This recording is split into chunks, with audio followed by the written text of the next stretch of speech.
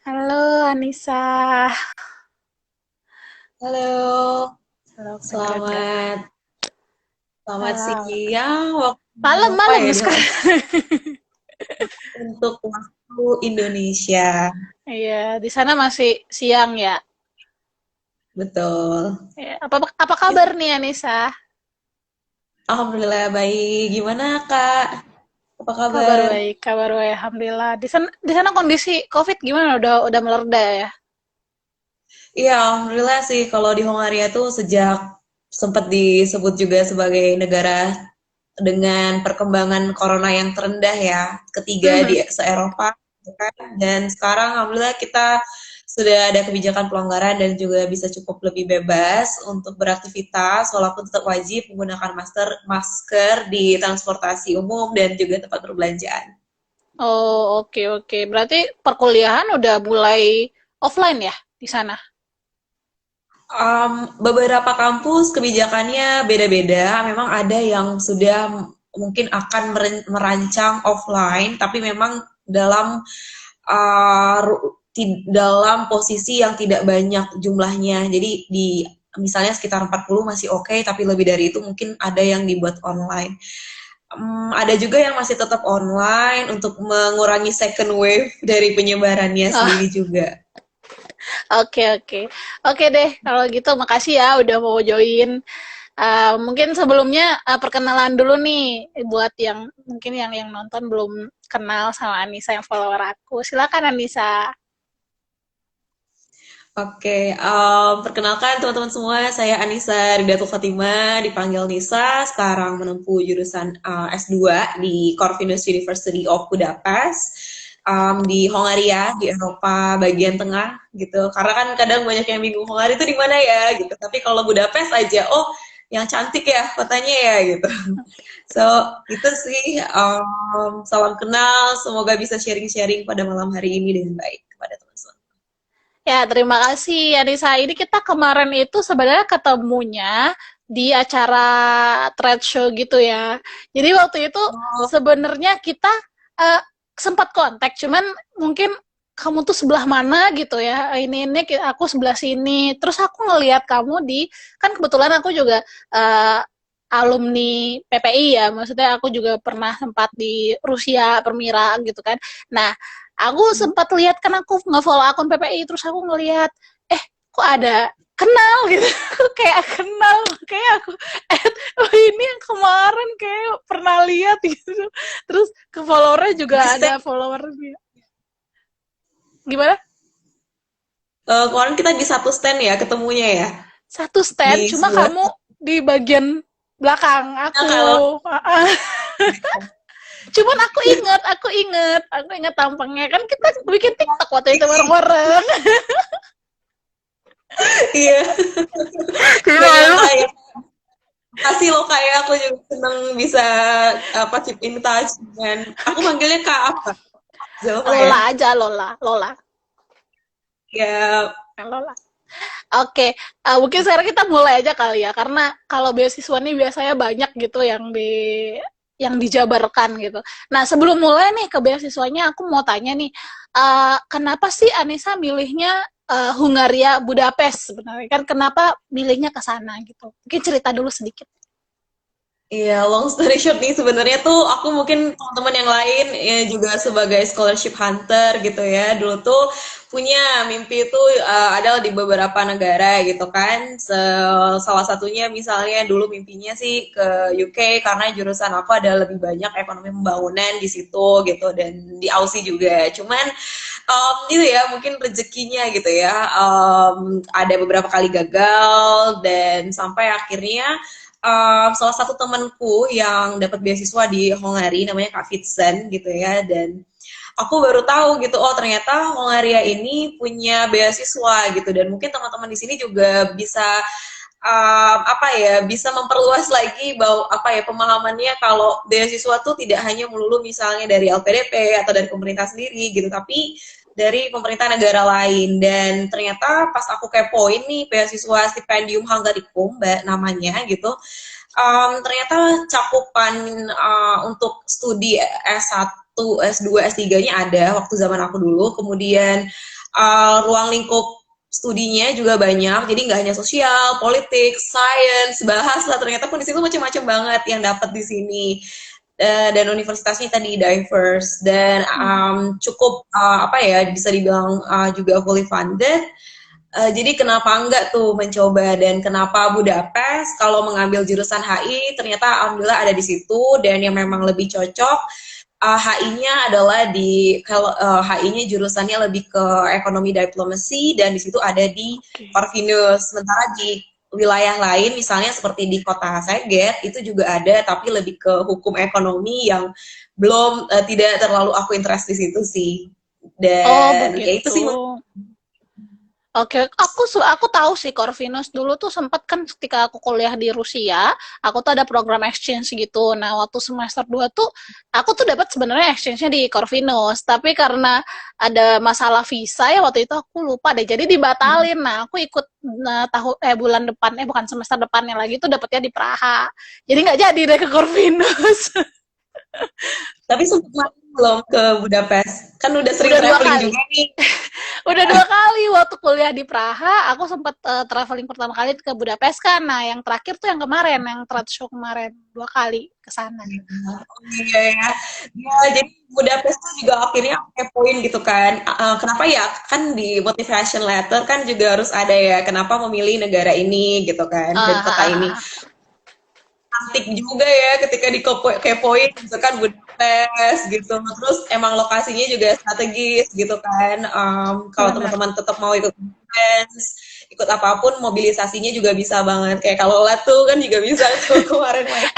Enak sih memang kalau udah negara di tengah tuh enak mau kemana-mana gitu deket. Kalau di Eropa. Oke, kita tanpa panjang lebar kita masuk aja lagi ke beasiswanya ya. Tadi kan beasiswanya itu beasiswa pemerintah Hungari ya. Mungkin Anissa bisa cerita sedikit itu apa sih beasiswa pemerintah Hungari itu mencakup apa aja, dan dia apa yang dikasihnya tuh S1 apa S2 atau semuanya gitu. Silakan. Oke. Jadi beasiswa stipendium ini menariknya yaitu kerjasama dari pemerintah Hungari, terutama bekerja sama dengan lebih dari 70 standing partners. Jadi ada 70 negara yang menjadi mitra dari pemerintah Hungaria, udah banyak banget.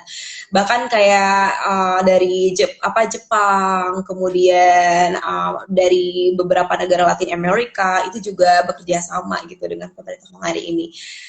Dan salah satunya ke Indonesia dan di bawah Kementerian Pendidikan dan Kebudayaan. Jadi kita waktu itu diseleksinya juga di bawah kontrol dari Kemendikbud, Dikti. Dan menariknya untuk kalau Indonesia sendiri itu beasiswa ini sudah diberikan sejak 2016. Jadi cukup mungkin agak baru, makanya banyak orang yang belum pada mungkin common ya dengan beasiswa ini. Dan kalau tahun sekarang itu udah dibuka buat S1 yang sebelumnya cuma S2, S3. So, insya Allah ke depan juga tetap sama ya, dan dia biasanya rutin Kak, setiap setiap tahun ada dari beasiswa ini, dan itu tadi udah bisa S1. Jadi buat teman-teman yang SMA juga kalau interest ke sini juga bisa. Terus kuotanya tahun lalu itu cuman 50 ya, itu udah lumayan sih 50, dan tahun ini meningkat menjadi 100. Dan alhamdulillah ini dalam tahap accepted teman-teman, dan memang yang keluar itu 100 benar yang diberikan. Nah, untuk coveragenya, beasiswa ini juga mengcover untuk pertama tentunya biaya kuliah udah free kan, jadi kita tinggal belajar gitu intinya, nggak usah pusing-pusing mau semester. Mungkin kalau yang satu dulu kayak aduh gimana ya gitu kan. Terus yang kedua kita ada uang saku sekitar 43.500 Hungarian forint atau 2.200-an sih. Terus tinggal juga untuk akomodasi itu ada 40.000 Hungarian forint atau 2 juta, sekitar 2 jutaan. Ada insurance-nya juga gitu, dan itu sih Kak. Dan ya sementara lumayan cukup sih kalau dibilang cukup gitu untuk mengcover kita di sini, karena kan standarnya juga standar kayak Jakarta kali ya kalau di Budapest. Mungkin kalau lo udah bisa compare kan beberapa tempat lumayan affordable kalau di Hungary. Ya, lumayan sih kalau Budapest di compare sama negara Eropa lain, bahkan sama Praha pun dia lebih murah sih kalau Budapest tuh. Kalau ini Nisa apa bahasa itu harus belajar bahasa Hungari dulu kah atau gimana? Sebenarnya nggak ada kewajiban karena di kelas itu menariknya kita juga berada di kelas internasional, jadi Hmm, kita semua bahasa pengantarnya bahasa Inggris. Jadi teman-teman nggak usah khawatir gitu kan kayak ini negara Hungary terus bahasanya bahasa apa ya gitu kan. Dan itu sih walaupun kalau yang untuk tahun ini kita di encourage untuk belajar, kita diberikan kayak kursus bahasa Hungary dan itu gratis. Jadi untuk mempelajari aja sih, cuman untuk belajarnya mata kuliah dan sebagainya pakai bahasa Inggris. oh, berarti enak dong ya. Soalnya kalau beasiswa pemerintah Rusia dulu harus pakai bahasa Rusia. Jadi kita 1 tahun, nggak sampai 1 tahun sih, 8 bulan doang belajar bahasa Rusia di sana langsung. Tapi udah gratis sih. Terus kalau ini, apa namanya, asrama gitu? Oh iya, jadi kalau tergantung kampus masing-masing sih. Jadi ada kampus yang memang menyediakan asrama. Jadi kayak aku di Corvinus itu kita 1 tahun diberikan asrama. Jadi tentu uang beasiswanya udah langsung untuk akomodasi ngalir ke asramanya. Cuman untuk tahun selanjutnya kita diberikan apa ya pilihan boleh sih ke asrama lagi tapi nggak banyak yang bisa keterima. Jadi kebanyakan sih kita cari flat sendiri pada akhirnya Oke. gitu. Oh, oke, oke. Nah, kalau untuk persyaratannya tuh apa aja tuh? Kalau misalnya kemarin S2 ya, itu persyaratannya apa aja? Ya, mirip sih ya mungkin dengan beasiswa lain, tapi nggak apa ya dibilang ribet juga tidak begitu ribet. Persyaratan berkasnya pastinya IELTS, tapi ada teman aku juga yang misalnya dia pakai TOEFL bisa, tapi itu depends ke kampusnya. Jadi beasiswanya ini yang pertama yang mungkin perlu di apa ya dicatat adalah beasiswa ini tuh terintegrasi dengan dengan kampus. Jadi Hmm. kita daftar beasiswa, kita juga pasti daftar ke jurusannya gitu kan, ke kampusnya, kemudian um, tadi berkasnya ada motivation letter, kemudian recommendation letter itu wajib buat S3, tapi nggak wajib buat S2 gitu, dan tergantung lagi ke kampusnya minta atau enggak, ke jurusannya, ke prodinya gitu. Dan ada juga kesehatan, cek medical check up, tapi itu juga nggak wajib kayak harus di rumah sakit. Jadi aku aja ke ke apa ya? Aku aja ke klinik gitu-gitu yang apa ke puskesmas gitu untuk beberapa dan yang penting ada satu statement pakai bahasa Inggris yang akan ditandai dengan oleh dokternya dan medical check up-nya basic tapi harus ada hepatitis A B C kalau salah pengecekan hepatitis A B C. Oke, oke. Kalau ini bisa nggak sih kalau misalnya ada nih orang yang dia sebenarnya udah lulus, cuman ijazahnya belum dapet, itu bisa nggak pakai kayak surat keterangan lulus doang kalau ini? Iya, bisa. Menarik sih. Ada temen aku juga yang sekelas tuh, kebetulan. Itu juga gitu. Jadi dia habis S1, lanjut S2, terus belum dapat ijazah katanya. Kita ada namanya missing documents. Jadi kita bisa menyicil, menyusul dokumen-dokumen dengan catatan kita buat kayak di kertas gitu, pernyataan akan melengkapinya sampai bulan yang ditentukan kayak gitu. Bahkan IELTS juga kalau masih menunggu juga bisa sih gitu. Nah nanti tinggal setelah berkas ini tadi di seleksi gitu ya. Tahapannya 2, berkas dan interview gitu. Langsung di interview atau ada yang tidak di interview. Jadi tergantung kebijakan kampusnya dari beasiswa langsung memberikan ke kampus kebijakannya. Kayak aku pilihan pertama aku malah hanya memberikan ujian masuk dan itu menulis Hmm. paper, ditentukan topiknya dan ditentukan berapa katanya terus nanti di ranking untuk yang diterima. Malah yang pilihan kedua aku malah menginterview kayak gitu. Oh, jadi Jadi depend on universitasnya ya? iya itu tadi jadi satu kesatuan gitu. Kalau universitasnya Oke. oke, melaporkan ke pemerintahnya dan pemerintahnya yang memberikan final decision. Oh, jadi dia ini sebenarnya kamu tuh nge-apply itu langsung ke universitasnya. Nanti universitasnya lah yang akan menginikan ke pemerintah gitu. Oh, Iya, jadi nice. Ngerti, ngerti, ngerti. Mhm.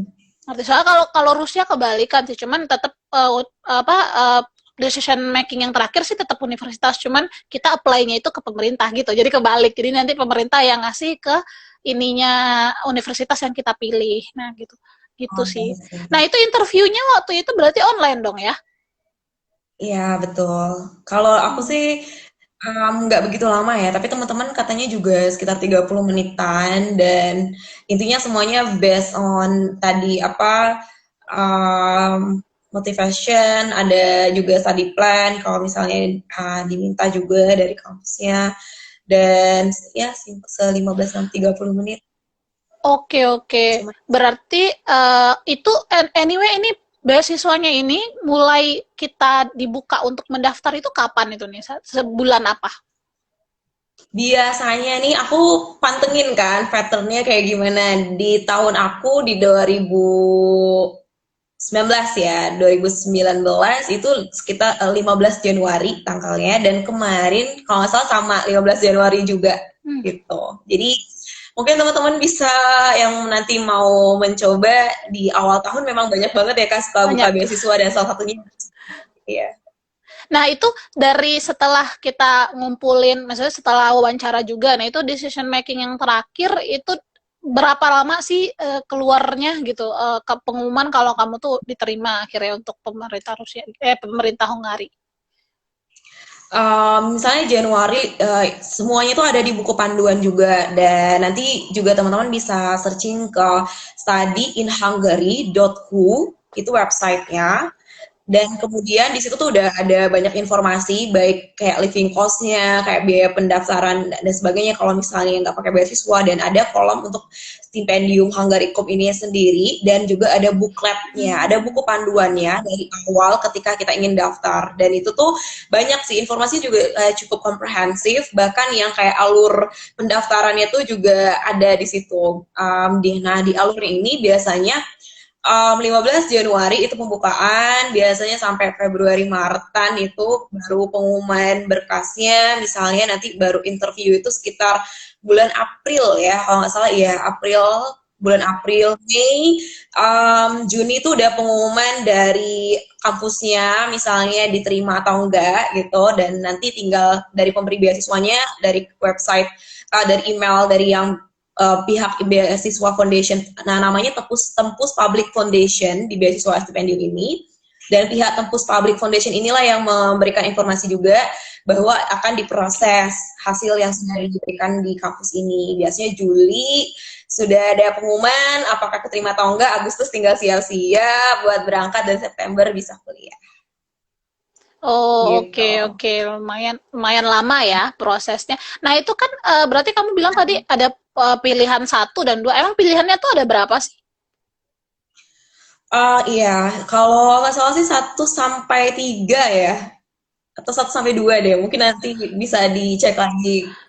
Tapi intinya tidak tidak hanya satu jadi kita bisa jadi bisa jadi kalau ditolak di yang pertama memang kita bisa kepilih di yang kedua gitu kan jadi pertimbangan Jadi waktu itu gitu kamu sih Kak. pilih berapa? Aku dua sih dua Oh, berarti dua-duanya ya. langsung apa langsung diproses satu doang yang interview. Kalau misalnya nanti tiga, berarti tiga-tiganya kalau interview, tiga-tiganya interview gitu ya. Nah, menariknya tuh gini Kak, ini juga kembali lagi ke pihak kampusnya. Jadi ada yang Iya sih. misalnya testimoni nih. Ini kan kalau aku nanti kalau anak stipendium lain ditanya, oh memang dari buku panduannya itu sebenarnya alurnya itu kita tuh diproses dulu di pilihan pertama. Kalau misalnya kita nggak keterima di pilihan Hmm. pertama, kita akan dilempar ke pilihan kedua. Idealnya kan kayak gitu. Dan Hmm. tapi ada yang case-nya emang kayak gitu dan tapi yang aku case-nya malah kaget. Aku malah dihubungi pilihan kedua. Aku sempat mikir apa aku nggak keterima ya pilihan pertama, tapi kok nggak ada pemberitahuan seleksi gitu kan. Jadi aku bingung udah mau di interview pilihan kedua. Ternyata selang beberapa hari dan itu aku cepet banget dari 2 hari 3 hari setelah interview tuh udah diumumin dari kampusnya kalau alhamdulillah keterima dan diinfokan gitu kan. Terus ternyata yang pertamanya baru menghubungi gitu dan harus mengisi bla bla bla Oh, untuk ujian masuk. Jadi aku dua-duanya tes, iya. Tapi ada yang sekali oh, aja. oke. Berarti kamu di iniin juga di yang pertama lulus, di yang kedua juga lulus. Itu nanti berarti itu kamu milih gitu. Iya, tapi memang idealnya pasti kita dipilihkan untuk yang pertama kepilih gitu, karena udah jadi Hmm. prioritas. Nah, nanti pengumuman dari universitas, nanti kan universitas ngasih ke pemerintah. Nanti pemerintah ada umumin lagi kalau kita terpilih gitu. Betul, betul. Dan di kampus Oh, mana? oh, oke, oke. Jadi at the end yang ngumumin pemerintah gitu ya, karena dia beasiswa pemerintah. Ya, diawali Oh, dengan oke, oke, pemerintah, oke. kita kampus kayak terlibat di proses di dalamnya pas seleksi keduanya interview atau apa ujian masuknya. Oke, S3 ada nggak? Ada. Mau di sini? Lagi mikir-mikir dulu ya, nanti. Oke, oke. Oke, terus apa lagi ya? Oh ya, ini tadi kan udah tuh tahap-tahapnya udah, terus tadi syaratannya udah. Ya rata-rata hampir sama sih sebenarnya, cuman ini karena alurnya berbeda aja. Ini kita ke universitas dulu, nanti baru universitas ngasih ke pemerintah. Nah, kalau misalnya Anissa sendiri tuh punya tips-tips tersendiri nggak sih untuk lolos beasiswa khusus, beasiswa yang ngari ini gitu? Itu ada tips-tips tersendiri nggak? Oke, mungkin yang udah pernah mencoba berbagai beasiswa dan ya walaupun mengalami macam-macam lah ya, gagal di tengah lah gitu kan. Tapi akhirnya aku juga belajar sih bahwa emang setiap beasiswa itu punya karakteristiknya masing-masing, termasuk beasiswa stipendium Hungarikum ini sendiri. Let's say kalau LPDP mungkin kita harus menonjolkan apa yang orang suka bilang kayak pengabdian gitu kan, kalau Chevening keprofesionalitasan dan sebagainya, jam kerjanya gitu kan. Nah kalau di stipendium ini sebenarnya dia tuh diverse, kalau mau dibilang kayak banyak yang keterima tuh apa tuh cukup apa ya, tidak merepresentasikan juga. Jadi kayak ada yang PNS iya, ada yang baru lulus iya, kayak ada yang akademisi iya, jadi macam-macam. Cuman memang kalau dilihat dari pattern dari apa yang diinterview dan pertimbangan dari ujian masuk dari akademiknya sih yang mungkin bisa dibilang lebih dilihat kayak gitu. Kayak misalnya ketika aku di interview pun pasti lebih ditanyain tuh poin utamanya di study plan-nya gitu kan, dan kayak masuk Corvinus pun juga apa paper yang harus dibuat untuk ujian masuk itu. Jadi mungkin mau benar-benar dilihat kesesuaian yang kita tulis dengan apa yang akan kita ambil nanti. Jadi kalau misalnya emang mau masuk sini, sebenarnya teman-teman tuh nggak harus yang kayak berkecil hati kayak oh aku nggak punya banyak pengalaman organisasi atau misalnya tidak begitu punya pengalaman kerja. Dicoba aja gitu. Yang penting tuh untuk ambil jurusan ke selanjutnya tuh bener-bener jelas planningnya gimana, mau ngambil riset apa, dan bener-bener ngedalemin itu dan coba disubmit penulisannya itu sih gitu. Oh, oke. Nanti kamu berarti pas itu, pas dia minta kayak study plan gitu, nggak harus di-link sama, nggak harus fix dulu sama supervisornya kan ya? Apa harus? Enggak. Nah, kalau untuk yang supervisor itu tahun ini juga yang wajib untuk S3. Jadi kalau S3 Oh, memang wajib menghubungi supervisornya. Nah, namun itu juga ada diperantarai dari pihak kampusnya. Jadi udah ada list supervisors, kemudian udah ada pilihannya supervisor ini lebih interest ke apa-apa, dan memang kita butuh waktu sekitar 2 sampai mungkin 3 minggu sendiri ya untuk mendapat supervisor dan deal-dealan, dan memang harus ada pernyataan dari supervisor kalau nanti bisa menyetujui risetnya kita. Tapi itu untuk oh, oke. S3. Jadi buat apalagi S1 tenang, tidak ada gitu. Tapi Sejauh seru ini. ya, sekarang udah ada S1 gitu ya. Jadi kayak akan lebih rame dong di Hungari. Rame ya, betul. Udah 100 orang ya kan, ada Oh, S1. ya seru sih kalau rame gitu. Dulu di Praha juga dikit banget anak mahasiswanya.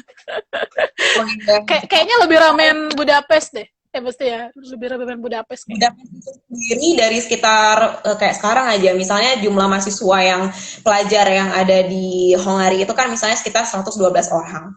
Nah, hampir 50%-nya itu di Budapest gitu, sentral. Jadi ramai Karena segala macam. pusat pusat budaya, pusat pendidikannya juga di sana gitu kan ya. Ya, dan beberapa univ memang banyak juga, ada juga di apa di Budapest gitu. Tapi mungkin Kampusnya bagus sih. Aku ke sana sama tuh ke Budapest ngunjungin Corvinus masuk. itu yang di depan itu, yang di dekat Sungai Danube ya, itu kan juga salah satu World Heritage juga gitu kan. Karena dulu ya karena emang bagian dari Perang Dunia gitu-gitu kan, dan itu juga dulu tempat markas kayak gitu-gitu. Dan tapi kalau teman-teman nih misalnya ada yang mau tertarik di kota lain seperti di Saget, itu dulu kotanya penemu vitamin C. Nah, jadi Oh, lebih lebih belajar medical, kedokteran. Nah, itu tuh di Saget gitu. Bahkan ada yang bela-belain kayak nggak pakai beasiswa tapi kuliah gitu di Saget gitu. Ya, dan oke matematika oke. juga bebas juga. Oke. Nah, sekarang kan tadi udah ya kita ngomongin tentang beasiswanya. Nah, sekarang aku mau tahu dong culture shock nih, ini paling seru sih. Nah, kalau di Anissa sendiri tuh apa sih yang Anissa pernah rasain tuh yang menurut Anissa tuh kayak culture shock Anissa yang selama di Hungari gitu? Culture shock ya. Culture shock yang pasti kalau cari masjid susah karena cuma ada 3. Itu dari segi kalau mau ini dulu ya kayak sholat misalnya, apalagi di kampus yang biasanya dulu kayak tinggal ke musola, ada tempat wudhu, ini kan nggak ada gitu, di kampus tuh nggak ada gitu. Jadi ya udah kadang di library, kadang di mana. Kalau mau ke masjid harus berapa menitan dulu.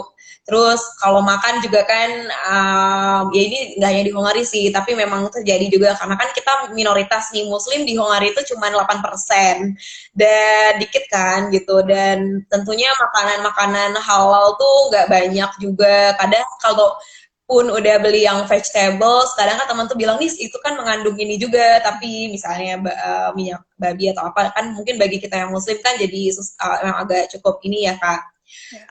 apa ya menjadi kendala sendiri, tapi pada akhirnya ya cari tahu kan di mana tempat-tempatnya. Dan mungkin kalau ngelihat kehidupan sosial teman-teman aja sih, kan teman-teman kelas misalnya budayanya mungkin minum gitu kan, cuman ya udah sih paling ngobrol aja, minumnya kita soda gitu kan kalau mereka harus yang ini.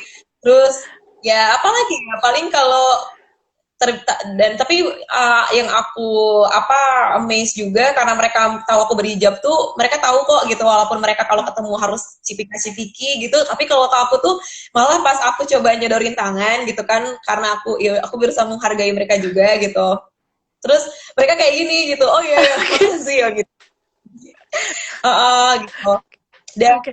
yang aku takut itu kan waktu mau ke sini, itu kan aku searching berita kan, kalau katanya Islamophobia itu cukup tinggi ya di Budapest, di Hungary gitu. Dan aku takut kan. Jadi awalnya tuh aku tuh bingung kayak harus pakai baju yang kayak gimana, kerudung kayak gimana, apa harus digimanain gitu kan, yang biar nggak terlalu ini gitu.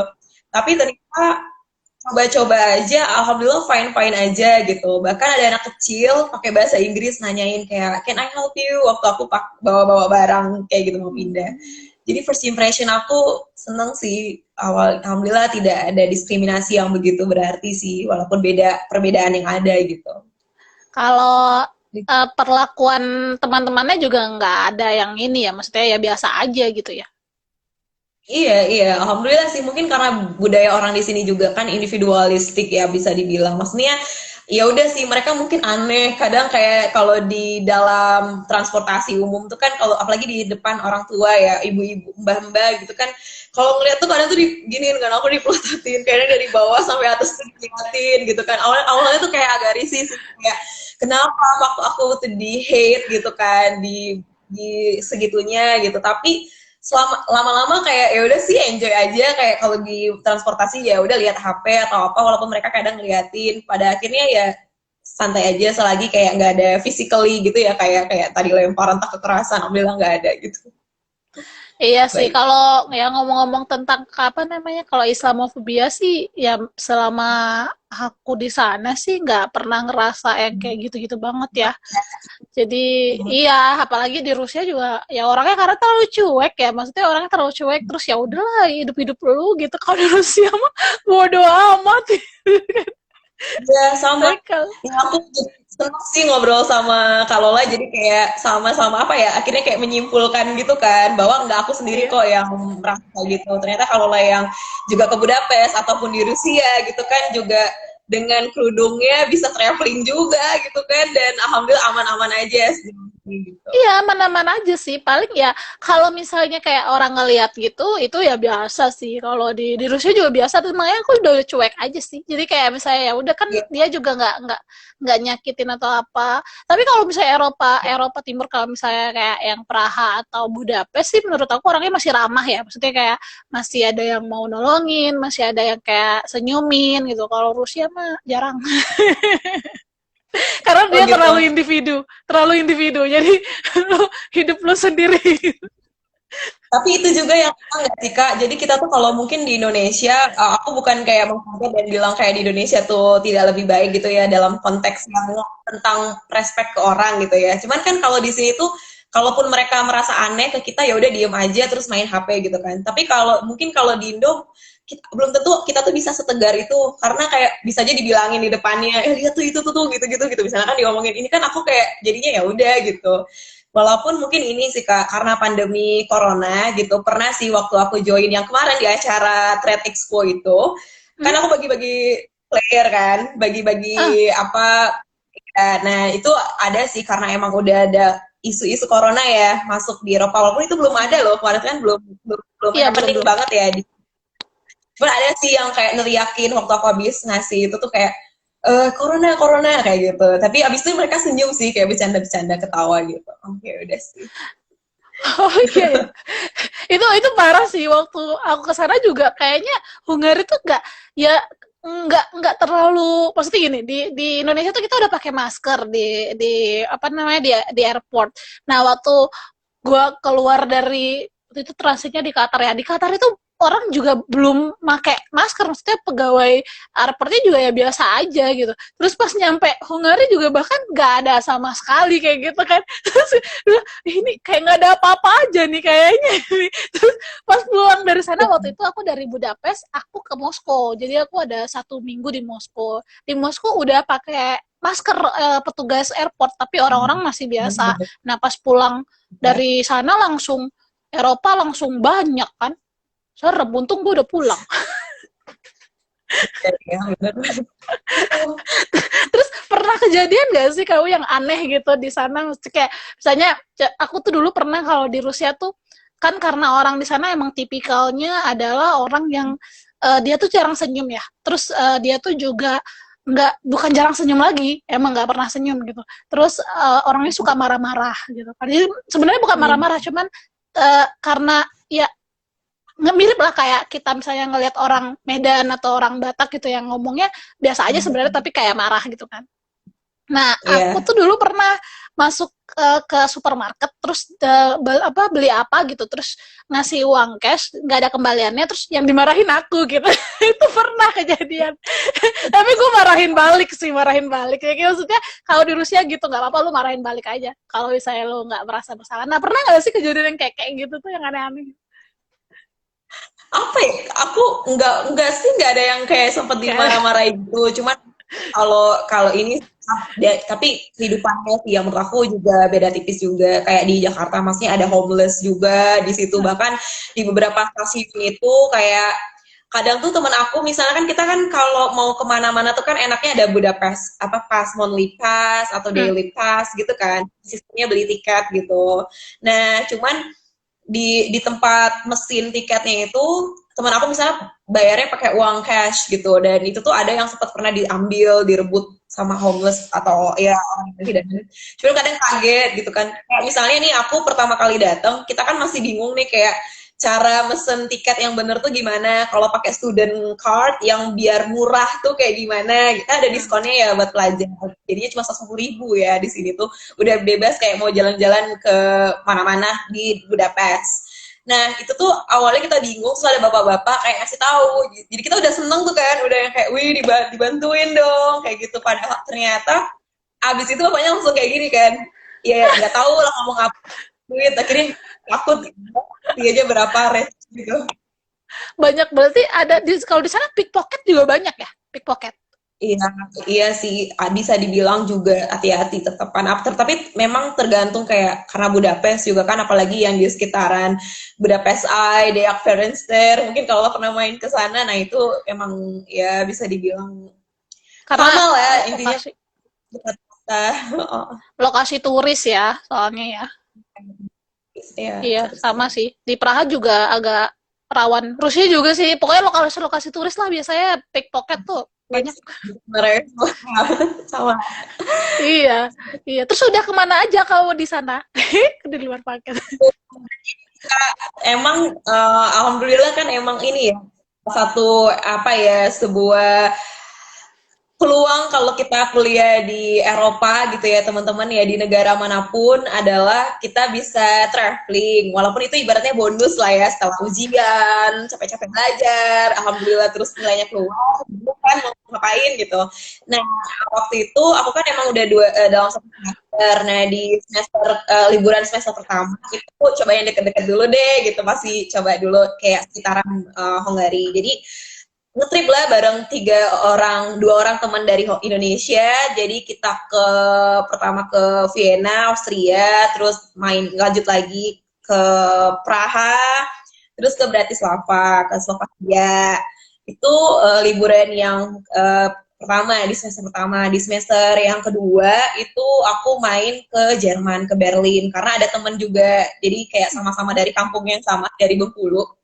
Jadi ngunjungin lah gitu di situ sekalian jalan-jalan ya sekalian ada yang nge-guidein juga sih gitu kan biasanya gitu kan kita Benar-benar. alhamdulillah itu juga membantu gitu kan untuk saling apa ya nge-guide satu sama lain.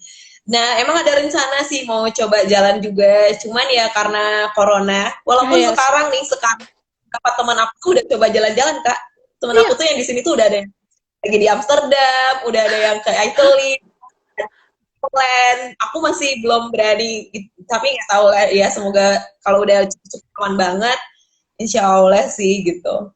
Iya, gara-gara corona sih ya. Aku dulu waktu Asian kan 5 bulan ya. Kayaknya kalau Mhm. diakumulatif tuh, traveling gue tuh kayak 1 bulan tuh traveling guys. Kalau banyak emang dari aku. Gimana nih kak? Aku kayaknya perlu banyak belajar. Sumpah itu kayak, karena kan kalau exchange itu kan memang nggak terlalu ini ya, nggak terlalu intens. Jadi kita memang sih kita apa nilai kita nanti di convert di apa di sana. Karena kan gue ngambil mata kuliah juga harus persetujuan dari universitas yang di Rusia kan. Tapi entah kenapa memang intensitas yang waktu kuliah di Rusia tuh beda. Emang sistem perkuliahannya juga beda gitu kan. Jadi kayak banyak waktu luang gitu. Gue tuh kuliahnya cuman Selasa, Rabu, Kamis. Nah, habis itu tuh nggak ada kuliah. Itu libur. Jadi gue tuh kayak tiap minggu pergi. Kayak udah tetangganya Ceko tuh udah semua tetangga Ceko kayak Austria, Bratislava, apa Slovakia, Hungari, terus Poland, Jerman. Nah itu tuh kayak udah Nyambung dikelilingin. nyambung. Dan ini sih mungkin ya kak, enaknya itu adalah kalau orang lihat kayak ih kerjaannya jalan-jalan aja atau kayak aduh kayak so banyak apa ya misalnya nih gitu kan padahal tuh sebenarnya negara lain tuh bedanya mungkin kalau di Indonesia kalau kita mau keluar kota misalnya nih ya dari Jakarta ke Jogja itu aja kalau naik pesawat kan 1 jutaan misalnya. Nah di sini tuh bahkan kayak dari sini Budapest ke Berlin itu aja pernah kayak 300 ribuan doang kan kayak kita udah Emang di murah. negara lain affordable sih untuk travelingnya itu sih yang mungkin orang lihat kayak banyak banget jalan tapi sebenarnya ya sekalian kan kayak sayang banget gitu kan kalau udah ada Emang momennya benar. dia di di Eropa apa enggak kayak gitu Aku itu juga dapat sih. pesawat waktu itu murah sih dari yang kalau ke Italia kan Italia lumayan jauh kan. Jadi waktu ke Roma tuh dapat pesawat tuh cuma 300 ribu kok nggak salah ya. Murah Ntar banget. itu ada promo kan kita udah bisa ngecek kan jadwal sebulan, 2 bulan, 2 bulan ke depan. Terus kayak teman aku gitu ngecek, Nis, gue fix perginya hari ini. Jangan, kita kan ada kegiatan, aku bilang di Budapest, padahal kegiatan PPPI kan, gitu, yang wajib gathering. Aduh, apa sih, sorry banget, tanggal ini doang yang cuman harganya 150.000 katanya gitu kan. Dia kayak ke Belgium gitu. Ya gitu sih emang. Banyak ini sih memang murah-murah sih tiketnya. Orang dia deket ya gimana. Ya, dulu juga pernah mendadak tuh yang waktu ke Poland sih. 7 euro doang. Berapa sih 7 euro tuh? Berapa 7 sih? euro berapa tuh? Berapa sih? 100. Udah lupa aku karena terbiasa dengan foreign Hungarian. Kayak nggak nyampe 150 deh. Itu mendadak juga sih waktu itu. Deket banget soalnya Ya, juga. Gila sih kalau ini. Enaknya kalau di Eropa tuh gitu ya. Jadi kita bisa explore yang lain gitu. Meskipun sebenarnya mereka hampir-hampir mirip-mirip, tapi vibe-nya beda aja sih. betul, betul. Oke, Itu sih oke. poin plus. Oh, oke deh. Ada ini nggak? Kita udah bahas kan tadi kan beasiswa sama culture shock. Nah, ada ini nggak sih kata-kata penutup dari Anissa untuk yang lagi misalnya lagi nyari-nyari scholarship nih? Wah, apa ya intinya tuh bagi scholarship hunter tuh nggak usah, jangan patah semangat kalau lagi dalam proses. Kayak nggak tahu nih kalau lah dulu gimana. Kalau aku berkali-kali ditolak sih, dan intinya memang pasti sakit banget. Tapi percaya aja sih kalau kita tuh bisa belajar dari kegagalan kita sebelumnya. Kayak mungkin dulu itu nggak terlalu banyak prepare atau kita nggak begitu memperhatikan requirements-nya. Jadi semakin gagal tuh semakin belajar, diperbaikin lagi, semakin bagus. Dan yang paling penting adalah teman-teman tuh nggak usah khawatir apa ya, bahwa beasiswa tuh banyak banget alternatifnya. Kadang kita tuh bukan berarti kita ditolak itu kita tuh nggak bisa gitu, tapi nggak capable, tapi lebih ke kita tuh lebih cocok dengan karakteristik beasiswa apa kayak gitu. Kalau yang memang ingin mengabdi ya bisa balik dengan LPD Patau Australian Awards. Tapi kalau yang misalnya mikir masih mau cari kerja dulu di Eropa misalnya gitu, dan tidak wajib harus langsung pulang ke Indonesia, itu bisa banget pakai beasiswa, menggunakan beasiswa stipendium Hungarikum, dan juga tadi udah ada cakupan beasiswanya juga. Jadi dia tuh standarnya tuh kayak standar Jakarta. Jadi insya Allah cukup sih, dan bisa sih kalau mau kerja pun di sini diperbolehkan yang Oh, awardee juga untuk tambahan, dan oke. itu sih enaknya. Nah, jadi silakan ya nanti kalau mau stipendium Hungarikum di bulan 15 Januarian biasanya buka. Semoga teman-teman juga mendapatkan beasiswa yang diinginkan lah, apapun itu juga nantinya. Amin, amin. Amin. Catat ya, itu emang biasanya univ apa beasiswa-beasiswa biasanya emang awal awal tahun biasanya buka. Jadi catat pantengin aja internet. Udah di list. Oh, iya di list. Rusia juga dia di awal awal tahun sih, Februari Februari gitu. Oke deh, kita udah selama berapa nih?